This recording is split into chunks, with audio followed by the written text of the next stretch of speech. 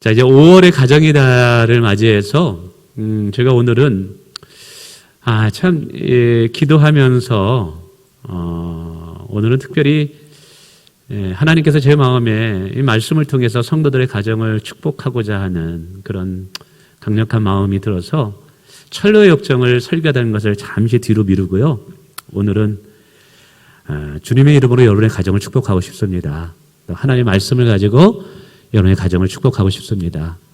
그래서 오늘 말씀을 들을 때 내게 주시는 말씀이다. 오늘 하나님께서 나를 왜 이 자리에 나오게 하셨을까? 이 축복의 언약을 받으라고. 이 성경의 말씀을 통해서 나에게 이 복을 주시려고 나를 이 자리로 불러주셨다라는 믿음으로 여러분 들으시길 바랍니다. 고린도전서 보면 하나님 말씀 받을 때 아멘으로 받으면 하나님께 영광 돌리고 그것이 우리에게 복이 된대요. 다시 한번 이 가정의 달을 맞이해서 하나님께서 여러분의 가정과 자녀들과 행하는 모든 일에 하늘의 은혜와 평강과 복을 주시기를 원합니다. 그래서 오늘은 복 얘기를 좀 많이 합니다. 제가 이렇게 복 얘기를 많이 하면 목사님 그건 너무 기복적인 거 아니에요? 기복신앙 이렇게 이제 하나님의 복을 많이 얘기하면 목사가 너무 영적이지 못하다 라고 이제 말하는 분들이 있어요. 근데 이제 제가 이 말씀을 전하는 이유는 우선 첫째로 주중에 성도들과 교회를 위해서 기도하는 중에 제 마음에 강력하게 너는 여호와의 이름으로 우리 할렐루야 선교교회 성도들을 축복하라. 이 마음이 제 마음에 너무 강력하게 이렇게 제게 와서 아멘 순종하겠습니다 라고 하는 마음으로 또 설교를 하고요. 두 번째는 제가 인생을 지금 55세인데 많이 살지는 않았지만 이렇게 살면서 그리고 나이가 들면서 더 느끼는 것은 모든 순간순간마다 하나님이 도와주지 않으면 안 되는 것들이 너무 많은 거예요. 우리 자녀 문제, 목회 문제, 사람이 계획한다 할지라도 그 계획대로 되어지느냐 그렇지 않을 때가 너무 많아요. 그래서 매 순간 하나님의 도우심이 필요하구나, 하나님의 은혜가 필요하구나라는 것을 느낍니다. 개인적으로는 요즘 저희 자녀들 배우자를 놓고 기도합니다만, 이것도 요즘 자녀들에게, 얘 괜찮으니까 얘 만나봐라. 여러분, 그런다고 해서 애들이 만납니까? 안 만나요. 지들이 데려와가지고 아빠 어때? 지들이 결정해버립니다. 요즘은. 그렇기 때문에 하나님 자녀들에게 지혜를 주시고 영안을 열어주셔서 하나님을 경외하는 좋은 다윗과 같은 사람을 만나게 해주시고, 또 우리 아들한테는 에스더와 같은 사람을 만나게 해주세요. 루카 같은 여인을 만나게 해주세요. 이렇게 기도해요.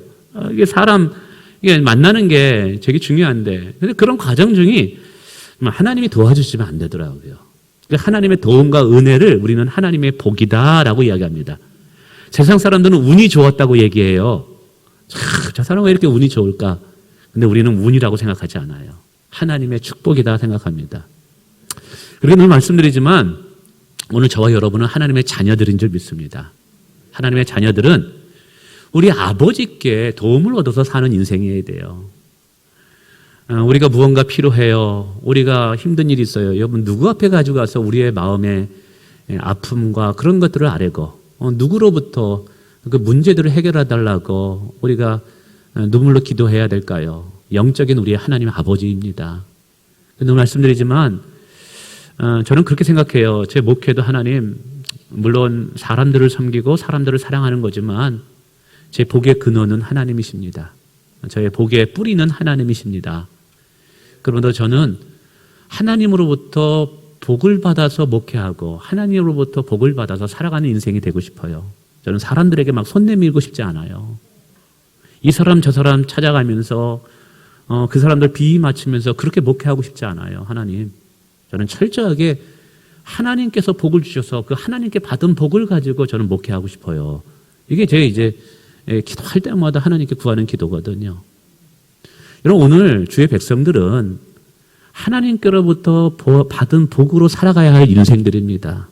그러면 다른 곳에 가서 여러분 이렇게 할 필요가 없어. 우상 앞에 가서 사람들 앞에서가 아니라 하나님 앞에 먼저 무릎을 꿇는 거예요. 하나님께 먼저 기도해야 되는 줄 믿습니다. 그럴 때 사람을 붙여주시고 이렇게 하면서 이렇게 하나님의 축복으로 되어지는 인생이 돼야 되는 것이죠. 그래서 하나님의 은혜와 하나님의 축복은 우리의 인생에 반드시 필요하다. 매 순간 하나님의 축복이 필요하다. 이렇게 말씀드리고 싶어요. 그래서 여러분 오늘 말씀 전하는 이 축복에 관한 것이 목사님이 너무 기복적이다. 목사님 영적이지 않다. 이렇게 생각하지 마시고 우리의 삶의 실제적인 도움이 하나님이 되시기를 원하는 마음으로 이 말씀을 여러분에게 전합니다. 우선 말씀을 전하면서 첫 번째로 하나님은 인간의 생사화복을 주장하시는 분이다라는 성경의 가르침을 우리가 믿음으로 받아들이길 원합니다. 하나님은 우리의 창조주가 되십니다. 뿐만 아니라 우리의 인생들을 주관하시는 주관자가 되신다고 성경은 말하고 있어요. 인간의 생사화복이 하나님의 손에 달려있다라는 것이죠. 생사화복. 사람의 살고 죽는 것이 여호와의 손에 달렸다라고 말합니다. 심지어는 시편에 보면 사람이 태어나는 것과 죽는 날을 하나님이 정하신대요. 뿐만 아니라 화와 복, 사람의 화와 복도 하나님이 허락하실 수 있다라는 거예요. 다니엘서 보면 느부갓네살 왕이 고백합니다. 그가 큰 권세를 가지고 있다가 하나님 앞에 교만해서 정말 풀을 뜯고 먹어먹는 인생을 살다가 나중에 또 회복이 됩니다. 그러면서 그가 고백해줘. 교만한 자를 능히 낮추시는 분이 하나님이시다. 그렇습니다. 하나님은 교만한 자를 낮추실 수 있는 분이고요. 가난한 자를 부하게 할 수도 있고 가난한 자를 또 부하게 하실 수 있는 분인 줄 믿습니다. 근데 이렇게 모든 것을 주장하시고 생사화복을 주장하시는 하나님께서 우리의 구원자가 되시고 우리의 영적 아버지가 되시기 때문에 오늘 저와 여러분의 가정에 복을 주시기를 원하신다는 사실이에요. 말씀을 준비하면서도 그렇고 참 기도하면서도 우리 성도들이 이것을 좀 깨달았으면 좋겠다. 우리 하나님이 우리를 얼마나 사랑하시는가, 우리의 인생에 특별히 여러분의 가정에 얼마나 복을 주시기를 원하는가 우리가 조금이라도 알았으면 좋겠다라는 것이죠. 성경에 보면 하나님께서 하나님을 경외하는 가정들에게 복을 너무너무 주시기를 원하신다라는 표현이 참 많이 나옵니다. 예를 들면 첫 번째 아담의 가정을 나옵니다. 우리 첫 번째 화면 한번 보실까요? 오늘 성경을 이야기하고 마무리 싶어서 제가 성경을 여러 번 띄웁니다. 창세기 1장 27절과 28절입니다. 하나님이 자기 형상 곧 하나님의 형상대로 사람을 창조하시되 남자와 여자를 창조했다 그래요. 끄지 말고요. 자, 창세기 1장은요, 개관이에요. 하나님께서 천지 만물과 사람을 어떻게 창조하셨는지를 쫙 나열합니다. 그리고 2장에 가서 좀 더 구체적으로 그것들이 어떻게 창조됐는가를 설명합니다. 그리고 5장에 가서 인간의 족보를 이야기하면서 사실 창세기의 내용이 앞부분에 서론이 끝나게 됩니다. 근데 이 개괄적인 서두 부분에 하나님께서 아담과 하와를 창조하셔서 가정을 만드셔요. 그 남자와 여자를 창조하셔서 한 가정을 만든 것이죠. 자, 이제 남자와 여자를 만드셔서 가정을 만드시는 첫 번째 한 일이 뭐냐면 28절이 바로 나옵니다. 하나님이 그들에게 복을 주시며 라고 말합니다. 하나님이 그들에게 이르시되 생육하고 번성하여 땅에 충만하라 모든 만물을 다스리라 라고 이야기한다는 것이죠. 그래서 창세기 5장에 들어가서 다시 한번 인간의 족보를 이야기하면서 인간의 창조주 하나님인 것을 소개합니다. 그러는데 거기서 5장 2절에 이런 말씀이 있습니다. 남자와 여자를 창조하셨고 그들이 창조되던 날에 하나님이 그들에게 복을 주시고 라고 말합니다. 이게 뭐냐면 잘 생각해 보세요. 하나님께서 인간을 창조하신 후에 인간들에게 첫 번째 하신 일이 뭐라고요? 그들에게 복 주시는 일을 첫 번째로 하셨다는 거예요. 놀랍지 않습니까? 여러분 이거 성경 여러분 찾아보셨습니까? 아십니까? 하나님께서 아담과 하와를 창조하시고 사람을 창조하시고 인간들에게 첫 번째로 주신 것이 뭐냐면 그들에게 복을 주신 일이 첫 번째 하셨다라는 거예요. 그 가정에 아담의 가정에 복을 주신 일이 하나님이 첫 번째 하신 일이라는 거예요. 여러분 우리가 주로 이제 저도 설교할 때 첫 번째는 이렇게 말합니다. 제 아내가 첫 번째, 두 번째 너무 그런 거 좋아하지 말라고 하는데 이게 제가 이게 논리적으로 이제 설교하다 보니까 이제 첫 번째는 대부분 첫 번째가 뭐예요? 우선적으로 가장 귀하게 여긴다는 것이죠. 하나님이 첫 번째 가정을 만드시고 가장 먼저 하고 싶었던 것이 뭐냐면 그들의 가정을 복 주시는 일이었어요. 여러분 이것은 오늘 하나님께서 우리의 가정을 얼마나 복 주시는가를 그 마음을 알 수 있다라는 사실이죠. 오늘도 하나님은 저와 여러분의 가정에 복을 주시기를 원하시는 분임을 믿으시길 바랍니다.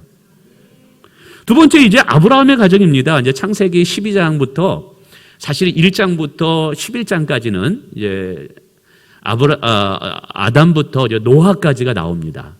그런데 12장에서부터 본격적인 하나님의 구원의 구속의 사역권이 시작됩니다. 그래서 사실은 이제 창세기가 이제 구분될 때 1장부터 11장까지 12장부터 또 새로운 이막이 시작됩니다.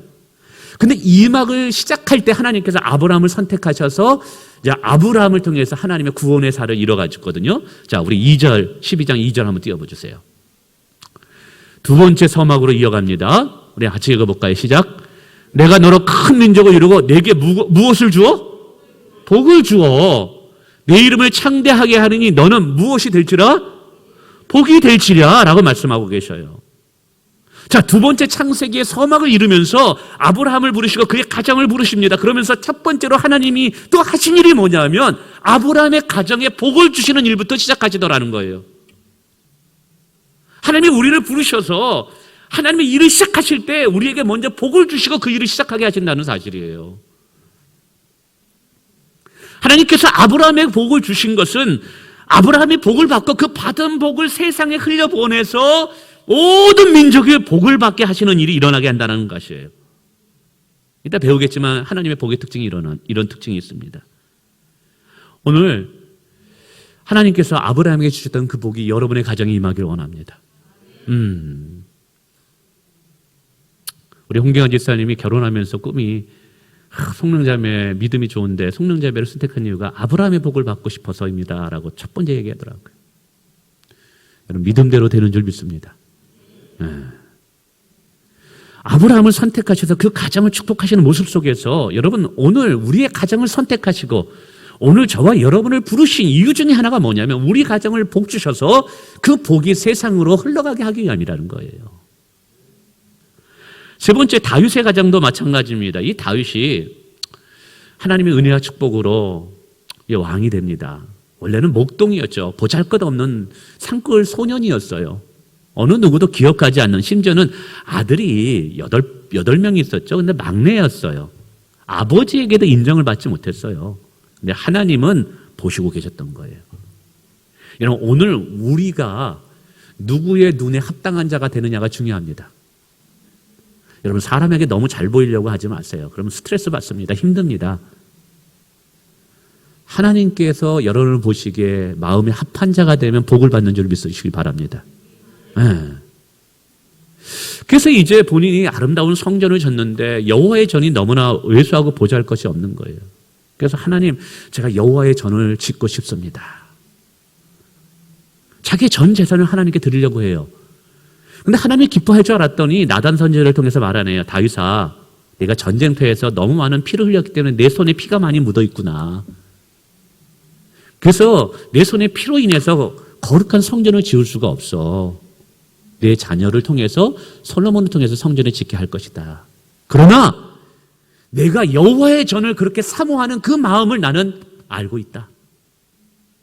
그러면서 마음으로만 여호와의 전을 사모하는 그 마음을 보시고 다윗을 엄청나게 그의 가정을 복주시는 모습이 보입니다. 이번 주에 그 가정 예배도 나옵니다만 여러분 이 여호와의 전은 구약 시대의 성전이지만 신약 시대에는 천국이지만 여러분 궁극적으로는 천국이지만 오늘 이 시대에는 하나님의 교회가 그 역할을 대신하고 있습니다. 여러분 교회를 사랑하시길 바랍니다. 주님의 몸된 교회. 여러분 교회는 주님의 몸이라고 성경 분명히 이야기하고 있습니다. 그래서 주님을 사랑하는 자는 교회를 사랑할 수밖에 없고 교회를 사랑하는 것이 주님을 사랑하는 하나의 방편입니다. 그런데 다윗이 하나님의 성전을 사랑하는 그 마음 하나만 보시고도 다윗의 가정에 오늘 복을 내려주시거든요. 오늘도 마찬가지예요. 하나님의 교회를 섬기려고 하고 죽으나 사나 하나님의 교회 앞에 충성하고자 하는 자들에게 하나님 복을 주십니다. 교회가 늘 참 고민입니다. 저도 앉으나 서나 당신 생각이 아니라 앉으나 서나 교회 생각입니다. 저도 누가 아프다 그러면 걱정이고 누가 시험 들었다 그러면 또 걱정이고 어느 분이 참 잘됐다 그러면 얼마나 기쁜지 몰라요. 아니, 교회입니다. 교회. 어떻게 할 수도 없고 저럴 수도 없고 여러분, 교회는 주님의 몸이지만 동시에 우리에게 맡겨주신 우리의 공동체입니다. 그러므로 이 할렐루야 성교교회는 저와 여러분의 교회입니다. 아멘. 옆집에 불이 났어요. 그러면 뭐 도와줄 수도 있지만 불난 집에 불구경하듯이 서 있는 사람도 있더라고요. 그런데 여러분, 우리 집에 불이 났다고 생각해 보세요. 어떻게 하시겠어요? 뭐 다 빌려와가지고 불 끄려고 막 최선을 다하겠죠. 우리 교회가 문제가 있고 우리 교회가 어떤 기도 제목이 필요하고 우리 성도들이 아파하고 있다면 여러분, 남의 집 불난 듯이 구경하면 그거는 우리 교회가 아니죠. 내 교회가 아닌 거예요. 저는 여러분에게 먼저 다윗과 같이 하나님의 성전을 사모했듯이 우리 할렐루야 성교교회를 사랑하는 마음이 있었으면 좋겠습니다. 여러분, 할렐루야 성교교회가 남의 교회가 아니라 내 교회라는 여러분 이 공동체 의식이 있기를 원합니다. 할렐루야. 여러분, 문제가 있다고 내가 상처받았어, 아예 안 나올래, 이게 아니라 여러분, 내 집에 문제가 있어요. 내 자녀들이 아파해요. 그럼 자식 버리고 부모가 또 어디로 도망칩니까? 아니잖아요. 내 부모가 아파하고 있어요. 내 형제 자매가 아파하고 있어요. 남모르 채고 떠납니까? 아니잖아요. 내 식구, 내 가정, 내 집안이기 때문에 어떻게든지 그걸 살리고 그걸 어떻게든지 세우려고 하거든요. 정말 이 할렐루야 성교교회가 내 교회라, 우리 교회라고 생각하면요, 여러분, 불난 집에 불 구경하듯이 그렇게 할 수가 없는 거예요. 어떻게든지 교회를 세워야 되는 거예요. 교회답게 만들어야 되는 거예요. 할렐루야. 근데 오늘 다윗은 그런 마음을 가졌을 때 하나님께서 그 마음을 보시고 어떻게 축복하기로 작정하시냐면, 여러분 사무엘서 7장 29절 한번 띄워봐 주세요. 자, 이렇게 주의 성전 교회를 사랑한 다윗을 향해서 하나님이 말씀을 주시는데, 오늘 교회를 사랑하는 여러분에게 이 복이 임하기를 원합니다. 이제 청하건대 종의 집에, 종은 자기를 이렇게 낮추는 말이에요. 다윗이 복을 주사 주 앞에 영원히 있게 하옵소서. 주 여호와께서 말씀하셨사오니, 뭘 말씀했냐면 이렇게 주의 전을 사모하고 주의 교회를 사랑하는 다윗아, 내가 너에게 복을 주고 너의 집이 복을 받게 하겠다. 그러니까 하나님 그렇게 약속하셨습니까? 그러면 그 말씀대로 주의 종의 집이 영원히 여호와 앞에 복을 받게 하옵소서라고 기도하고 있다는 사실이에요. 참, 여기서도 보면 참 그렇게 성전을 사모했는데 하나님께서 다윗에게, 다윗뿐만 아니라 그의 종의 집이 여호와 앞에 영원히 복을 받는 축복을 허락하시다는 거예요. 그래서 다윗을 통해서 예수 그리스도의 탄생을 하나님이 허락하신 줄 믿습니다. 그럼 오늘 때로는 교회 때문에 상처받기도 하고 힘들기도 하지만 그래도 사랑하십시오. 하나님이 기억하시는 줄 믿습니다.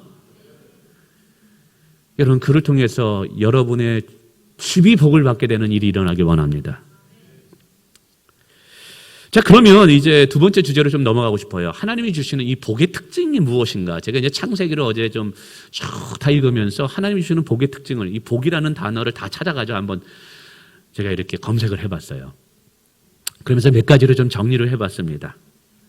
하나님의 복의 특징은 첫 번째로 나로 말미암아 만민이 복을 받습니다. 우리 가정을 통해서 만민이 복을 받는다는 거예요. 창세기 18장 18절 한번 띄워주세요. 우리 한번 읽어볼까요? 아브라함은, 시작. 아브라함은 강대한 나라가 되고 천하 만민은 그로 말미암아 복을 받게 될 것이나. 여러분, 천하 만민이 누구를 통해서 복을 받아요? 아브라함과 그의 가정과 그의 후손들을 통해서 복을 받게 되는 일이 일어난대요. 그러니까 하나님의 축복은요, 우리 가정에서 머무는 게 아니에요. 하나님이 우리의 인생 가운데, 우리 가정 가운데 복을 주시면 그 가정은 나의 담을 넘어서 흘러 이 사회로 번지게 되고 나라와 민족으로 전기게 되고 온 민족 가운데, 열방 가운데 흘러가는 그런 특징이 있더라는 사실이에요. 하나님의 축복은 한 곳에 머물지 않아요. 우리 가정의 담장을 넘어서 세상으로 하나님의 축복이 흘러가게 돼요. 그러니까 아담은 세상의 축복의 통로가 되는 거예요. 축복의 통로가 되는 거예요. 여러분, 하나님의 축복의 특징은 이런 특징이 있습니다. 한번 상상해 봅시다. 하나님께서 저와 여러분의 가정에 복을 주셨어요. 그래서 우리의 후손들이, 우리의 자녀들이 하나님께 복을 받은 거예요. 근데 그 복이 이제 흘러 가정을 넘어서 사회 속으로, 나라와 민족 속으로, 열방 가운데, 온 민족 가운데 하나님의 축복이 흘러가는 것을 상상해 보십시오. 야, 얼마나 흥분되고 얼마나 멋진 일입니까? 근데 아브라함의 축복은 그렇게 되더라는 오늘 하나님이 우리의 가정 가운데 복을 주시게 되면 우리 가정에서만 축복이 머무는 것이 아니라 우리 후손, 우리 자녀들을 통해서 여러분 이 나라와 민족이 복을 받게 되는 일이 일어나는 거예요. 여러분의 자녀를 통해서 온 민족이 복을 받게 되는 일들이 일어나더라는 거예요. 아, 너무 그 목사님 과한 거 아닙니까? 그렇지 않아요. 저는 지금도 우리 자녀들 중에 나라 민족의 위대한 지도자들이 배출되기를 원해요.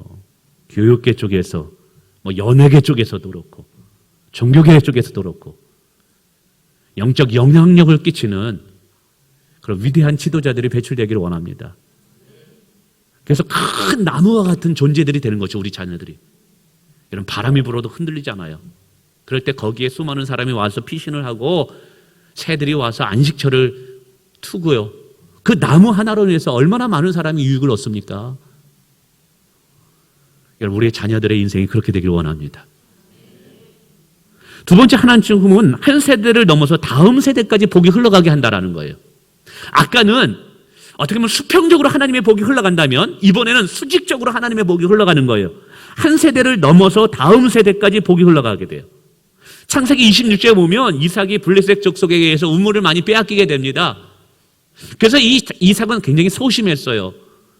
그래서 이 원수들이 자꾸만 우물을 뺐으니까 양보하고 계속해서 구석으로 몰리고 코너로 몰리게 됩니다. 근데 이삭은 전쟁하는 거를 싫어했던 사람이에요. 그러다 보니까 마음속에 좀 두려움이 있었던 것 같아요. 그때 하나님께서 이삭에게 나타나셔서 이런 축복의 말씀을 주십니다. 우리 창세기 26장 24절을 한번 띄워주세요. 한번 읽어볼까요? 시작. 나는 내 아버지 아브라함의 하나님이시니 두려워하지 말라. 내 종 아브라함을 위하여 내가 너와 함께 있어 내게 복을 주어 내 자손이 번성하게 하자. 여기 보세요. 아브라함으로 말미암아, 아버지로 말미암아 내가 복을 받게 되리라라고 말하고 있다는 거예요. 하나님의 축복은 아버지 시대에서 머무는 것이 아니라 그 자녀의 시대까지 흘러가고 있어요. 그리고 또 약속합니다. 내가 너를 복되게 하여 내 자손이 번성하게 하리라. 이삭을 복 주신 후에 그 이삭을 통해서 그의 후손까지 복이 흘러가게 하고 있다는 거예요. 그래서 하나님의 축복은 한 세대에 머물질 않아요. 하나님의 축복은 다음 세대로 흘러가게 되는 거예요. 우리가 종종 기도할 때 하나님 우리의 가문이 믿음이 명문 가문이 되게 하옵소서 기도합니다. 바로 이것을 의미하는 거예요. 하나님의 복은 한 세대에 머무는 것이 아니라 다음 세대까지 흘러갑니다.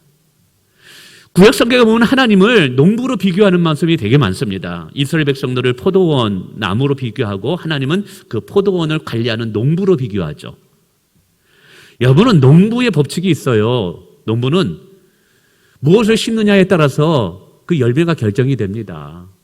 포도나무를 심으면 포도 열매를 거두는 것이고 사과나무를 심으면 사과 열매를 거두는 거예요.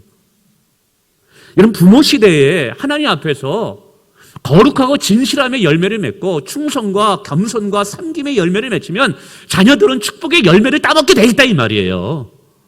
아멘. 근데 불순종과 죄악의 열매를 여러분 씨앗을 심게 되면 자녀들은 여러분 저주의 열매를 따먹게 되는 거예요. 또 얼마나 뿌리느냐에 따라서 거두는 수확이 결정됩니다. 작게 뿌리는 자는 작게 거둘 수밖에 없고 많이 뿌리는 자는 많이 거둘 수밖에 없는 것이 농부의 법칙이에요. 그래서 갈라디아서 6장에도 말씀하십니다. 뿌리는 대로 심는 대로 거두게 하시는 분이 하나님이시래요. 눈물로 씨를 뿌리는 자는 기쁨으로 거두리라 라고 시편 기자는 이야기하고 있습니다. 오늘도 교회 와서 교회를 섬기는 성도 여러분, 하나님 나라와 의를 위해서 선교를 위해서 기도하시는 여러분 많이 기도하세요. 여러분 천국 가서 쉬고 생각하시고 이 땅에서는 힘껏 봉사하시길 바랍니다. 이웃들을 사랑하시고 먼저 섬기시고 좋은 것 있으면 나눠주셔요. 많이 베푸세요. 주님의 이름으로 베푸세요. 그러면 여러분 심는 대로 거두게 하듯이 때가 되면 하나님의 축복은 흘러서 다음 세대로 이어가게 되잖아요. 다음 세대 누군가가 여러분이 심는 그것으로 인해서 복을 거두는 여러분의 후손들이 나오게 되는 것입니다. 이게 하나님의 법칙이에요. 그 다음에 세 번째 하나님의 복의 특징은요, 모든 영역으로 확장되더라는 거예요. 모든 영역에 확장돼요. 창세기 24장 1절에 이런 말씀이 있습니다. 한번 화면 띄워주시겠습니다. 한번 읽어볼까요? 시작. 아브라함이 나이가 많아 늙었고 여호와께서 그에게 범사에 무엇을 주셨더라? 복을 주셨더라. 근데 이 아브라함이 나중에 나이 들었을 때 어떤 복이냐면 범사에 복을 주셨다는 거예요. 이 범사에 복을 주셨다라는 것은 모든 영역 속에 하나님의 복이 펼쳐졌다라는 거예요. 모든 영역 속에 하나님의 복이 확장되었다라는 거예요. 우리 하나님은 우리가 구하는 것보다 더 좋은 것을 주시는 분이에요. 우리가 구하는 것보다 더 많은 것들을 주시는 분이에요. 종종 신실하게 하나님의 교회를 위해서, 하나님의 선교를 위해서 수고하셨던 분들 중에 하나님께 참 복을 받는 분들을 만나서, 예를 들자면 어떤 복을 받아서 아니 어떻게 기도하셨습니까? 어떻게 자녀들이 어떻게 그렇게 건강하게 잘 자라났습니까? 그러면 목사님 저는 그렇게 별로 자녀들을 위해서 기도한 거 별로 없어요. 제가 이제 노회 임원이었었기 때문에 목사님들을 여러 만납니다. 그러니까 제가 이 간증집 책 하나를 이제 만들어 보려고 그래요. 하나님은 오늘도 살아계시다. 오늘도 하나님은 정말 기도하는 자에게 좋은 것을 응답하신다라는 것을 제가 이제 저희 노회가 한 120교회가 되는데 각 교회 목사님들의 협조를 얻어서 각 교회 성도들 중에 정말 하나님 앞에 무릎 꿇고 기도했을 때 하나님이 역사하셨던 그런 간증들을 모아서 조그만 책을 하나 만들어 보려고 합니다. 그래서 이제 여러 사람들을 만나면서 그런 얘기를 제가 모집하고 있어요. 근데 이제 그걸 보면서 참 그런 얘기를 해요. 아, 참 이렇게 하나님께 이런 은혜를 받았네요. 이런 축복을 받았네요. 그래서 물어봐요. 어떻게 기도하셨고 어떻게 했으니까 별거 기도한 거 없어요. 저는요. 그냥 진실하게 하나님 섬기고요. 그저 내게 맡겨진 거 충성스럽게 교회에서 사역했더니 하나님께서 주시더라는 거예요. 저도 가만히 생각해보면 저희 자녀들을 위해서 그렇게 기도한 게 많지 않더라고요. 제가 기도한 것은 주로 교회를 위해서 기도하고 성도들을 위해서 기도하고 선교사님들을 위해서 기도한 게 거의 전부 다예요. 자녀들을 기도하는 건 끝에 한 10초 하나님 종소종에 축복해 주세요. 좋은 배우자 만나게 해주세요. 그들의 은사를 발견해서 비전을 이뤄가게 해주세요. 요 정도 하고 끝내요. 끝. 제가 뭘 말씀드리자 하면 하나님의 축복은 범사해 주는 축복이기 때문에 우리가 진심으로 하나님을 구하고 하나님의 뜻에 합당한 삶을 살면서 여러분 하나님의 나라와 의를 구하게 될 때 하나님의 축복하실 때 알아서 범사에 하나님이 알아서 복을 주시더라는 거예요. 그래서 하나님 내가 요거 기도했을 때는 요거 주고 저거 기도할 때는 저거 주고 아니 이번에 거 요건 기도 안 했더니 안 주시네 이게 아니라는 거예요. 요건 기도했는데 주고 요건 기도 안 했으니까 안 주고 이게 아니에요. 범사에 복을 주신다라는 것은 가장 중요한 하나님의 나라와 의를 위해서 기도했더니 나머지 것들은 하나님이 알아서 주신다라는 게 범사에 복을 주시는 거예요.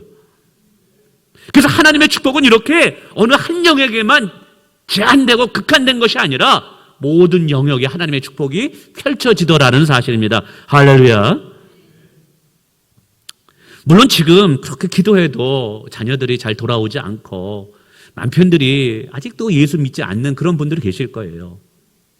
그러나 제가 성경을 수십 번을 읽으면서 얻은 결론은 성경에 보니까 진심으로 인내하고 믿음을 가지고 하나님을 경외하면서 끝까지 기도하는 자들에게 하나님은 실망을 시켜주지 않더라는 거예요. 아직 때가 되지 않았을 뿐인 거예요. 우리가 끝까지 인내하고 기도할 때 하나님 응답하시는 줄 믿습니다. 아직 때가 아직 안 된 거예요. 그때까지 우리는 기도해야 돼요. 포기하지 말고. 제가 이제 목회 생활이 25년이 넘었습니다. 여러분 10년이면 강산이 변한다 그러고요. 10년 동안 무언가 하나를 하면 뭐가 보인대요. 근데 25년을 이제 목회를 하고 사람들을 만나보니까 그리고 이제 이렇게 말씀을 가지고 하다 보니까 25년 이렇게 하다 보니까 뭐 하나 보이는 게 하나 있네요. 보이는 게. 계속 이것만은 제가 확실하게 설명하고 있습니다. 25년 목회하면서 깨달은 거 하나가 있어요. 그게 뭐냐? 진짜 하나님을 경외하고 진짜 하나님의 말씀대로 살기를 위해서 힘쓰면서 주 앞에 진실함으로 살아가는 자들에게는 결국에 가서는 하나님께서 복을 주시더라는 거예요. 결국에서는 하나님이 함께 하시고 지켜주시더라는 거예요. 이거는 너무나 확실한 거예요. 제가 이거 보면서 사람을 만나면서 물론 열심히 기도하는 분고 진실한 분도 어려울 때 있죠. 그런데 모든 사람 안 어려운 적이 어디 있어요? 다 어렵죠. 저도 어려운 적이고 제 아내가 암에 걸려 수술한 적도 있고 제 아들이 막 잊어버려가지고 막 어릴 때 막 이렇게 낯선 술주정뱅이한테 막 진짜 얼굴을 짓밟혀가지고 한쪽 면이 다 갈려버린 적도 있었고 여러 뭐 다 있었죠. 또 경제적으로 어려가지고 힘든 적도 다 있었고요. 미국에서 한국에 안 올 줄 알고 조그마한 집 하나 장만했는데 한국 돌아오면서 집 다 날려버려가지고 전 재산을 잃어버린 적도 있었고요. 저도요. 여러 수시로 어려움이 있죠. 그러나 여러분 인생은 단막극이 아니에요. 인생은 커다란 다큐멘터리예요. 쫙 인생을 보니까 결국에 가서는 하나님께서 다 하시더라고요. 하나님이 복 주시고 결국에 가서는 여호와는 나의 목자시니 내게 부족함이 없으리로다 라는 고백을 하게 하시더라고요. 할렐루야. 자, 그러면서 이렇게 이토록 하나님께서 이스라엘 백성들에게 복을 주시고자 하는데 왜 어떤 시대, 어떤 세대 사람들은 하나님의 복을 누리지 못했을까? 이게 궁금했어요. 그런 중에 이제 성경을 찾다 보니까 우선 솔로몬의 인생이 기억나더라고요. 솔로몬은 여러분 아시잖아요. 하나님께 얼마나 큰 축복을 받았습니까? 세상의 모든 열방들이 솔로몬의 지혜가 부러워서 모든 주변의 나라들이 솔로몬을 찾아왔지 않습니까? 솔로몬 시대에는 또 하나님께서 부귀영화를 줘서 길바닥에 여러분 은이 밟힌다고 했어요. 은이 사람들을 쳐다보지도 않았대요. 그럴 정도로 하나님께서 강대국이 되게 하셨어요. 근데 후반기 들어가면서 솔로몬의 인생이 나라고 날개 없는 추락을 하게 됩니다. 그리고 그의 나라가 반으로 이제 갈리게 되죠. 특별히 열왕기 11장이 솔로몬의 인생이 추락하는 꼭지점이 시작이 됩니다. 근데 이 솔로몬의 인생이 그렇게 상승을 향해서 올라가다가 어느 시점에서 꺾이면서 내려가는데 그 꺾이는 시점에 무엇이 있었냐면 열왕기하상 11장 9절은 이렇게 우리에게 소개합니다. 한번 읽어볼까요? 시작. 솔로몬의 마음을 돌려 이스라엘 하나님 여호와를 떠남으로. 뭐라고요? 솔로몬이 마음을 돌렸어요. 마음에 하나님 두기를 싫어한 거예요. 하나님이 여호와를 떠남으로, 하나님을 버림으로, 하나님을 멀리함으로, 하나님을 마음에 두기를 싫어함으로 여기에서부터 솔로몬의 인생이 날개 없는 추락으로 시작이 되는 전환점을 갖게 돼요. 너무나 안타까운 일이에요. 나중에 후반기 유대 민족들이 바벨론의 포로로 끌려가게 됩니다. 이들은 끌려가면서 아니 하나님이 우리를 지키신다고 했는데 왜 하나님이 약속을 안 지키셨지? 이스라엘 백성들은 절대로 패배하는 일이 있어서는 안 되는데 하나님이 지켜주시면 예루살렘 성이 무너졌네. 아니 하나님의 도성이고 하나님의 전인데 왜 하나님은 이스라엘의 예루살렘 도성이 무너지게 했지? 하나님이 무능력한가? 뭐가 문제야? 고민하다가 엄청 고생을 합니다. 수치와 부끄러움을 당합니다. 그러면서 깨닫게 됩니다. 하나님이 문제가 있는 것이 아니라 우리에게 문제가 있구나. 그래서 하나님께 질문합니다. 하나님, 우리가 복을 받아서 누릴 하나님의 백성들이고 하나님의 축복을 받으며 은혜를 누리며 살아갈 하나님의 백성들이 왜 이렇게 유린당하며 부끄러움과 수치의 삶을 살아갈 수밖에 없었습니까? 라고 하나님께 질문을 합니다. 그러자 하나님이 대답해 줍니다. 그것이 에레미야 16장 11, 12절의 말씀이에요. 화면 띄워주세요. 우리 한번 읽어볼까요? 시작. 너희 조상들이 나를 뭐 하고요? 버리고 다른 신들을 따라서 그들을 섬기며 너희가 너희 조상들로보다 더 악을 행하였도다. 이스라엘 백성들이 악을 행했어요. 그래서 죄에 대한 심판을 받는 거예요. 근데 악을 행하는 이유가 뭐냐면 어디서부터 문제가 시작되냐면 하나님을 버리고 하나님을 떠나면서부터 문제가 시작이 된 거예요. 오늘 이스라엘 백성들의 문제가 이거다면 여러분 이 영적인 원리는 오늘 우리에게도 통일합니다. 하나님을 버리면서부터 하나님을 마음에 두기 싫어하는 것에서부터 여러분 인생은 꼬이기 시작하는 거예요. 하나님의 축복이 우리 가운데 오다가 멈추는 거예요. 그래서 나중에 소선지자 요엘서나 말라기서나 여러분 하박국 선지자에 보면 가장 많이 나오는 단어가 뭐냐면 이거예요. 내게 돌아오라 라는 거예요. 그런즉 내게 돌아오라. 그러면 나도 너희에게 돌아가리라. 이제라도 금식하고 울며 애통하며 마음을 다하여 내게 돌아오라. 하나님께서는 하나님께 돌아오라는 말을 굉장히 많이 합니다. 그것이 너희가 살 길이다 라는 것이죠. 오늘 말씀을 듣고 우리가 더욱더 하나님을 가까이 하는 인생이 되길 원합니다. 우리 한올 형제인가요? 누군가요?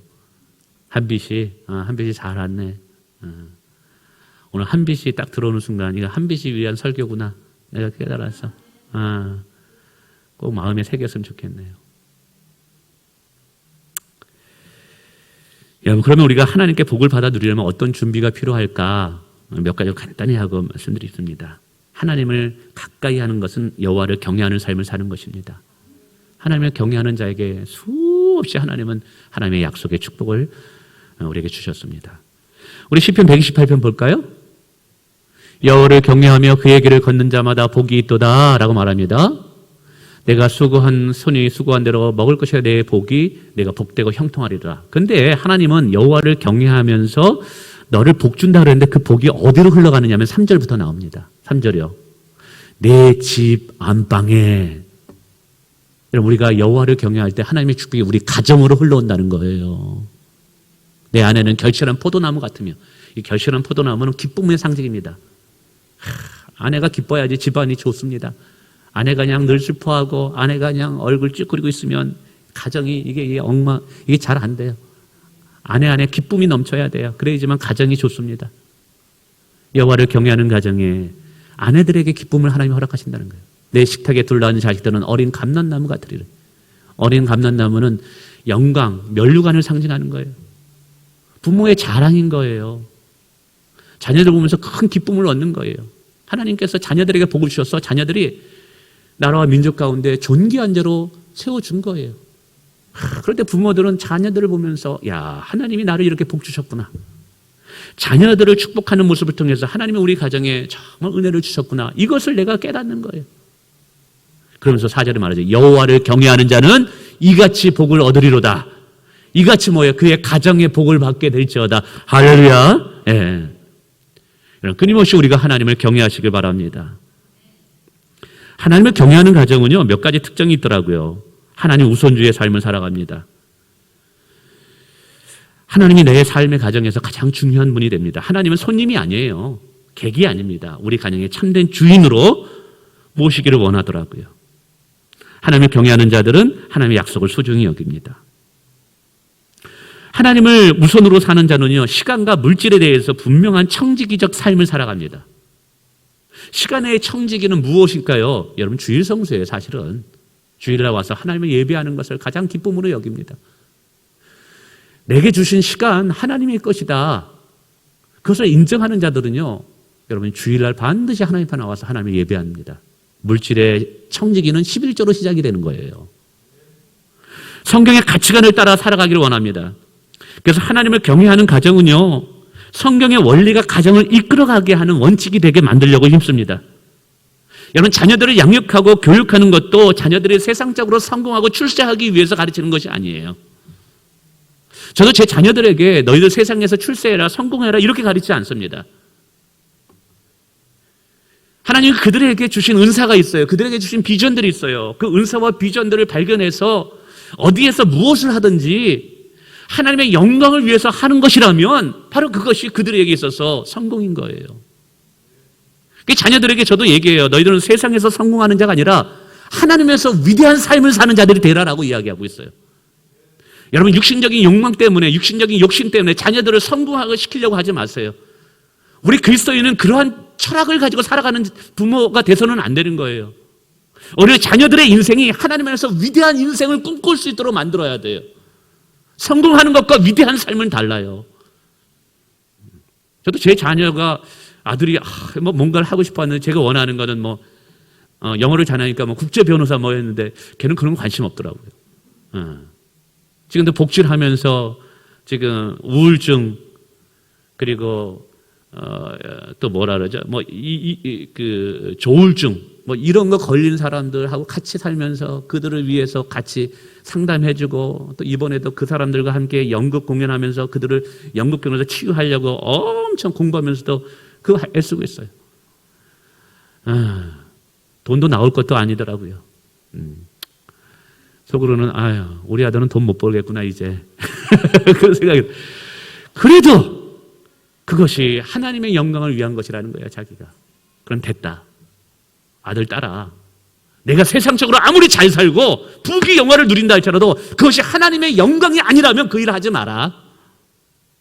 그래서 세상 사람들 보기에 이건 도대체 별 볼 일 없고 저런 거 왜 해? 한다 할지라도 그것이 하나님의 영광을 위한 것이라면 그 일을 해라. 세상의 성공이 아니라 너희는 하나님의 위대한 삶을 추구하는 자들이 되라. 여러분, 여호와를 경외하는 가정은요, 자녀를 양육할 때도 그런 철학과 가치관이 있어야 된다는 것이죠. 자녀들에게 하나님을 경외하는 믿음을 물려주는 것을 또 가장 귀하게 여깁니다. 여호와를 경외하는 가정은요. 여러분, 자녀들이 우리들에게서는 하늘의 유업이에요. 우리의 생명보다 귀한 것이 우리 자녀들입니다. 내 목숨보다 귀한 것이 제 아들이고 딸이에요. 그래서 이렇게 사랑하는 자녀들에게 가장 좋은 것을 주기를 원합니다. 우리 자녀들에게 가장 귀한 것이 뭘까요? 하나님 보시기에 가장 귀한 것을 줘야 됩니다. 명품 옷, 좋은 영어 공부 선생님들, 2차적인 거예요. 하나님 보시기에 가장 위대한 것이 뭘까요? 예수 그리스도예요. 그래서 자녀들에게 믿음을 유업으로 물려주는 것이 여호와를 경외하는 가정에서는 가장 중요하다는 사실이에요. 하나님께서는 저와 여러분의 가정을 축복하시길 원합니다. 그래서 이 복을 받아 누리시길 원합니다. 할렐루야.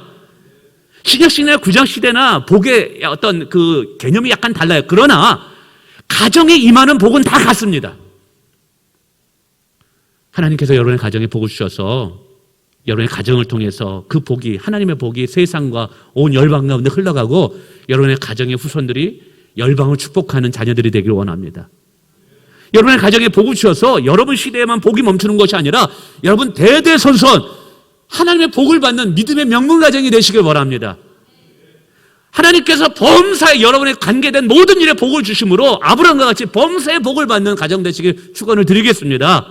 그리고 이걸 아멘으로 믿으셔요. 그리고 하나님의 축복을 기대하세요. 그리고 소망하시길 바랍니다. 끊임없이 구하세요. 구하는 자에게 좋은 것을 주실 줄 믿습니다.